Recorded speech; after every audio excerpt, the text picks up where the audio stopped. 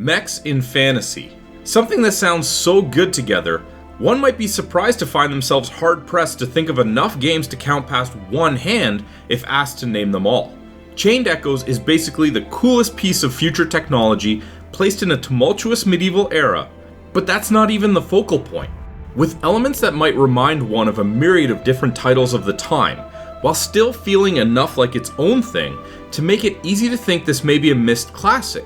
One might mistake this for a PSX Golden Era RPG.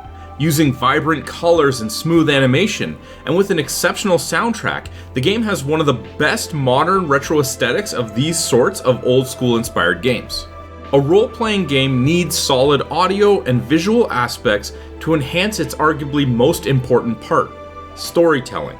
Chained Echoes is excellent in most of the components that make up a story, and the introductory stretch showcases all of it with well thought out execution. It is a lengthy start to the game, a few hours before you get to the phase where side quests open up along with all the other standard RPG fare like exploration, gearing up, and leveling. Within this time, it starts strong, quickly introducing the events which set things in motion, showing off a taste of mech combat before taking it away to increase anticipation for its return, and beginning with solid action. Within the first few scenes, it had shown most of the key heroes and antagonistic forces, as well as most of their preliminary motivations that has them gathered together, let you know it was gonna have a story of political intrigue mixed with demonic forces, and gives a glimpse of the good times that could be before of course the world is plunged into the typical end is nigh dilemma. It manages to do a lot of necessary building while also keeping it well paced and interesting, and this is a task even far larger studios tend to struggle with. It never really stops having intrigues either. Characters each have their own personalities, and relationships change over the course of the game. There are secrets, and many twists, some of varying levels of predictability. Some of the dialogue can be a bit weird if I were to nitpick, as there are many little side stories and scenes which have some sort of purpose or morality behind it that can be at times overly on the nose, but even these tend to only briefly stand out. Gameplay is also quite solid in each part. The game is quite lengthy, yet it doesn't feel like a slog because many of the aspects which slow down RPGs have been carefully dealt with. Side quests, for example, aren't received by going back to villages and talking to everyone or looking for the person with the exclamation mark, so there's fairly minimal backtracking in each portion of the game. Looking through a new area once for treasures generally is all you need, while quests resemble an MMO, but are in an easy to quickly use menu as a list for each zone, including tasks like X number of treasures, kill X monsters, or defeat a mini-boss. Rather than requiring you to return to town, rewards can be acquired directly from the menu. Another example of good pacing is resources replenish each fight, so there's no party or item management.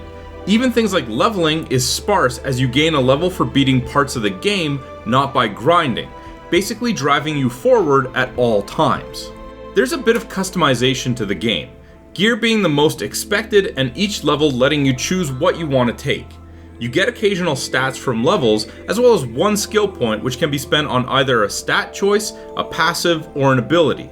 Passives and abilities, once learned, can be upgraded with separate skill XP, which is the one thing you can slowly grind.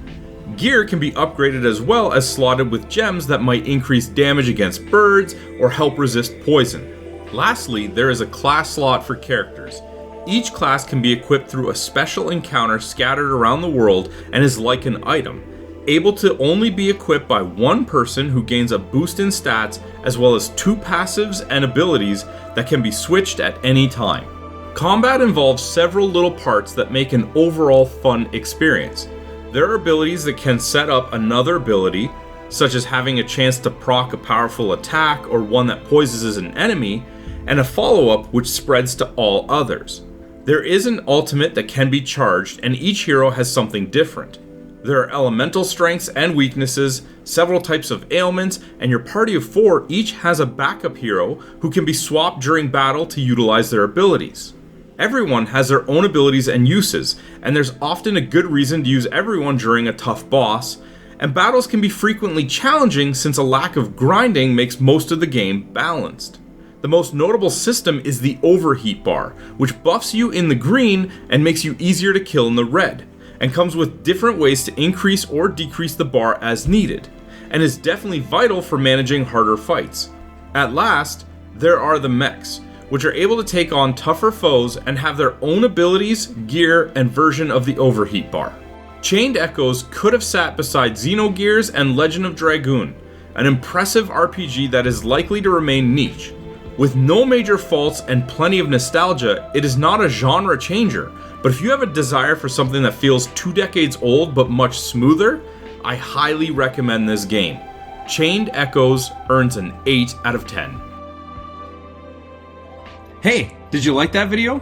If you did, be sure to let us know by clicking the like button and leaving a comment. If you want to be first in line for any new content, be sure to subscribe to our channel and then hit up our Facebook page. The link's in the description below to see what's coming up next.